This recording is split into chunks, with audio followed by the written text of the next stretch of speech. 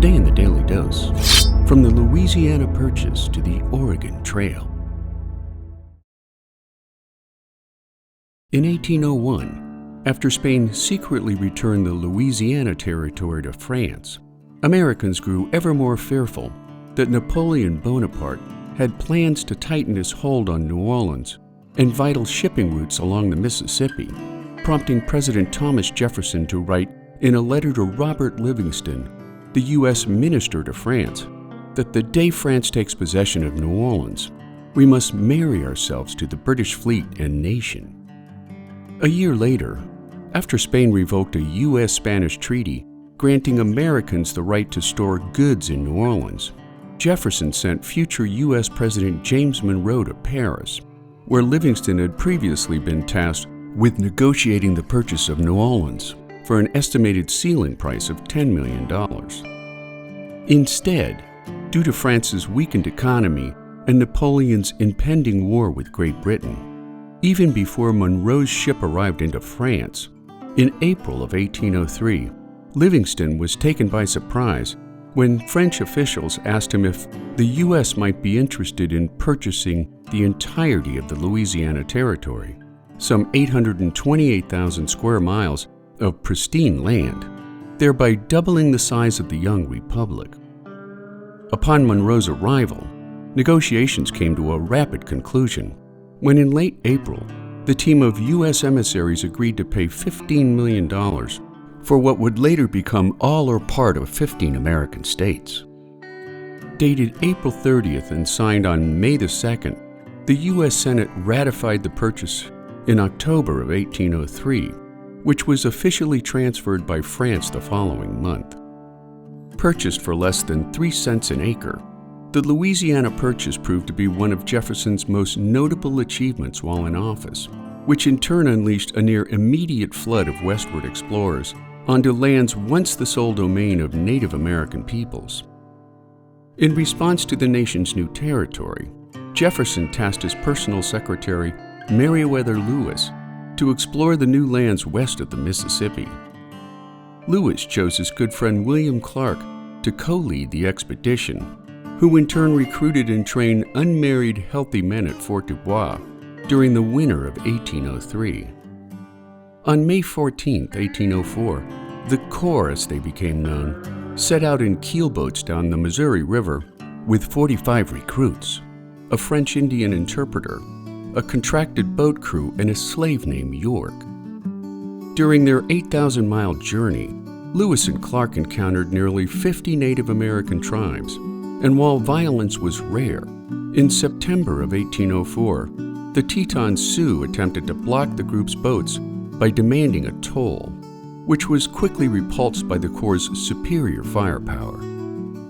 Wintering for 5 months after building Fort Mandan in present-day Washburn, North Dakota, Lewis and Clark hired Toussaint Charbonneau as their new interpreter, allowing the trapper Shoshone wife Sacagawea to join the expedition, who would later prove invaluable to the Corps' survival. On April 7, 1805, Lewis and Clark sent a portion of their crew back towards St. Louis with a keelboat laden with zoological and botanical samples, maps, and letters, while the remaining party pushed across the Continental Divide and the Bitterroot Mountains, which exposed the group to frostbite, hunger, dehydration, bad weather, freezing temperatures, and exhaustion. Despite the brutal conditions, not a single man was lost.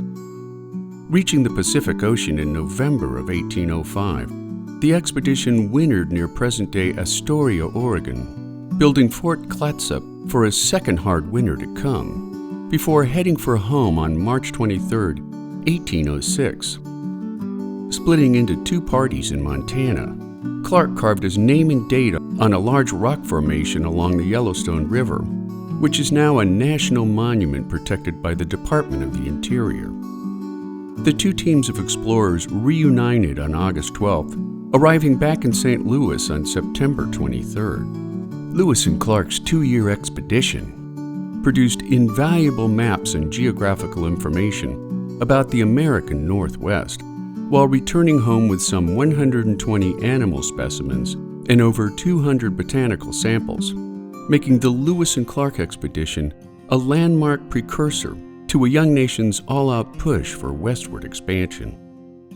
The coming mass migration of Americans from eastern settlements was further refined by fur trappers and traders, who exposed the routes that would later become part of the Oregon Trail, while enterprises such as the Hudson's Bay Company and the American Fur Company established trading posts and forts along the future trail, which in turn sparked additional exploration and mapping of potential routes west, adding a critical geographical understanding that proved the feasibility of an overland route to the Oregon Territory and beyond.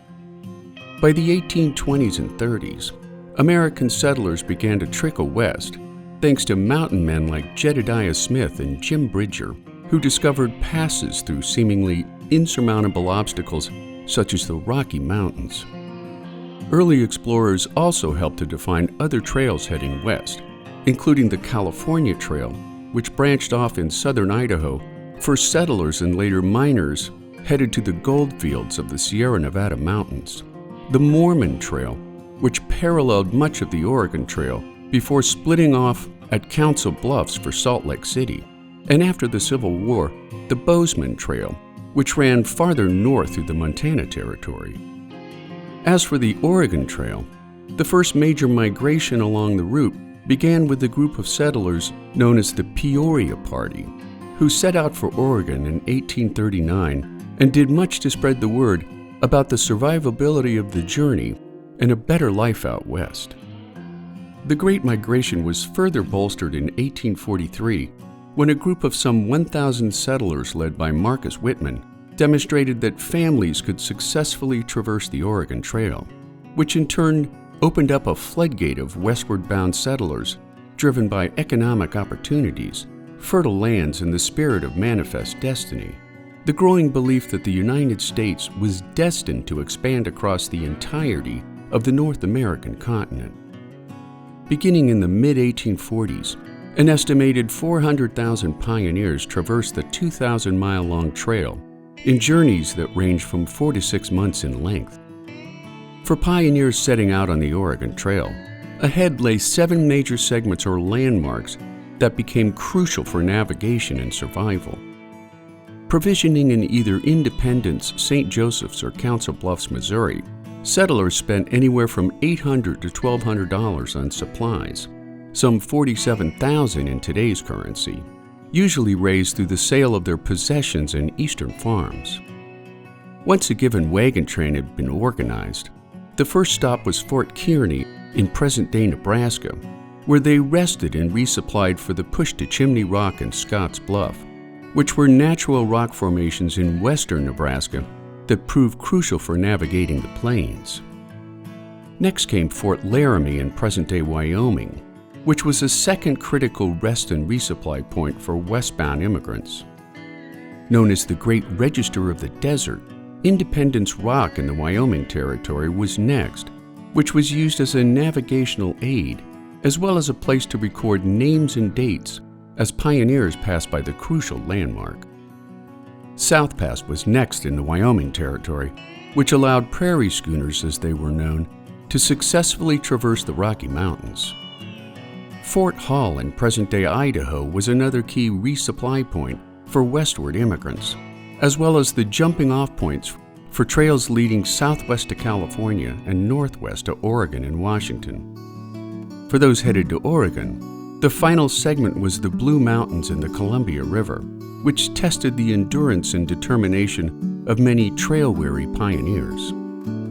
Contrary to many Hollywood films about westbound settlers and fortune seekers, violent encounters with Native Americans was rare on the Oregon Trail, since pioneers became willing trading partners in their search for affordable food and supplies. Many trading posts charged grossly inflated prices for scarce commodities, leading Julius Merrill to write in his diary on September 14, 1864, "Our miserable teams had nothing but water for dinner, and we had crackers and milk." At this ranch, beef, potatoes, and squashes were for sale at the following outrageous prices: beef 25 cents per pound, potatoes 50 cents per pound, squashes $2 each and small at that.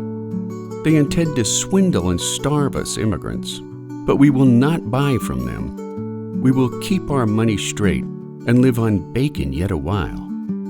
Native Americans, on the other hand, were much more equitable to westward immigrants, and while an estimated 362 immigrants were killed by Native Americans between 1840 and 1860, compared to 426 Native Americans killed by immigrants in the same period of time, for the most part, Native Americans along the Oregon Trail tolerated wagon trains passing through their territories, at least until the advent of the Transcontinental Railroad, which in turn brought an end to prairie schooners and the Oregon Trail. Thanks to the popularity of diary writing during 19th century America, many immigrant experiences were recorded during the high water years of the Oregon Trail, prompting Nineveh Ford to write about one Native American encounter at Fort Hall. General McCarver started out ahead of the wagon train toward the Salmon Falls with a few packers, Ford wrote, and on approaching them discovered some Indians and saw they had a red flag hoisted. He formed his men for battle. They marched up towards the Indians believing they meant to fight. When he got near enough, he discovered that the red flag was a salmon split open and spread out as a sign to the packers that they had salmon for sale. So they marched up and bought some salmon.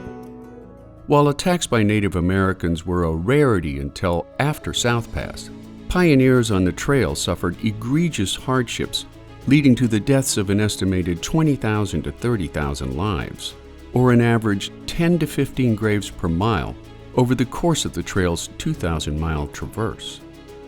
Most of the deaths were caused by filth diseases, including typhoid and the #1 killer of pioneers, cholera, which was caused by contaminated drinking water.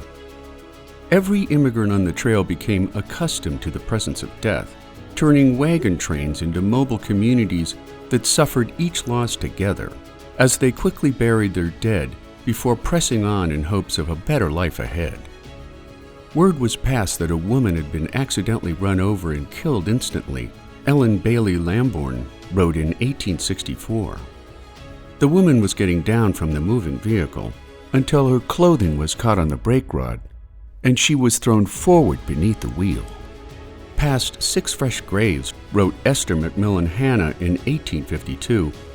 Oh, 'tis a hard thing to die far from friends and home, to be buried in a hastily dug grave without shroud or coffin, the clods filled in and then deserted, perhaps to be food for wolves. Still other losses came from stampeding livestock, attacks by immigrants on other immigrants, lightning, gunpowder explosions, drowning during river crossings, and suicide. Livestock suffered and died in even higher numbers, leaving behind an abundance of bleached bones, which paved the site of the trail from Missouri to Oregon. After the discovery of gold at Sutter's Mill near Coloma, California, traveling the Oregon Trail became a fairly congested experience, as fortune seekers set out for gold fields in the high Sierras. And given man's boundless desire to communicate, a technique developed along the trail known as the Bone Express. Messages would be posted along the trail by writing on clothing, wood, and especially the bones of so many fallen livestock, allowing westbound immigrants and eastbound go-backs, as the defeated were known, to leave messages, advertisements, directions, and warnings to fellow pioneers, including 2 young lovers named John Johnson and Jane Jones, who were separated by their disapproving parents, forcing them to develop a system of writing to each other on buffalo and livestock skulls, with the code name Lori. Sometimes prairie schooners themselves became a form of self-expression, including E.W. Conyers' 1852 recollection that one wagon just passing with the motto, "Root, little hog, or die," on both sides, and on another cover is written, "Bound for Origin." Weather, wild animals, and difficult terrain furthered the immigrants' plight, leading Margaret A. Frink to write in 1850, "The road today was very hilly and rough. At night we encamped within 1 mile of Fort Hall. Mosquitoes were as thick as flakes in a snowstorm. The poor horses whinnied all night from their bites, and in the morning the blood was streaming down their sides. Amelia Hadley wrote in 1851 that there is some of the largest rattlesnakes in this region I ever saw, being from 8 to 12 feet long and about as large as a man's leg about the knee. This is no fiction at all. While Amelia Stewart Knight wrote in 1853, raining all day, and the boys are all soaking wet and looking sad and comfortless. The little ones and myself are shut up in the wagons from the rain. Still, it will find its way in, and many things are wet, and take us all together, we are a poor-looking set. And all this for Oregon, I am thinking as I write. Oh, Oregon, you must be a wonderful country. Pioneers also recorded good days on the trail, such as Henry Allen's 1852 diary entry, "We have good roads comparatively." We mean good roads if the sloughs are not belly deep, and the hills not right straight up and down and not rock enough to turn the wagon over. While David Maynard records that on September 1st of 1850, started at 4:30 after being up with the team nearly all night. On our way here at Powder River, we killed a noble salmon, taking breakfast out of him, and a fine dish it was. During Osborne Cross's 1849 passage, he writes that after passing this morning through the valley in which we encamped last evening, the road brought us to the top of a high ridge, giving us a beautiful view of the mountains, running east and west, and parallel to the ridge over which we were passing. The sight was very fine, as these mountains were the first we had seen covered with pine since leaving Soda Springs, making the Oregon Trail an early vital passage into the American West. And there you have it, from the Louisiana Purchase to the Oregon Trail, today in the Daily Dose. Today's Daily Dose documentary is brought to you by PlatoSpeech.com, a lesson planning tool leveraging content like this and much more for educators and homeschooling parents. Check out the description for more information so that you too can teach something new every day.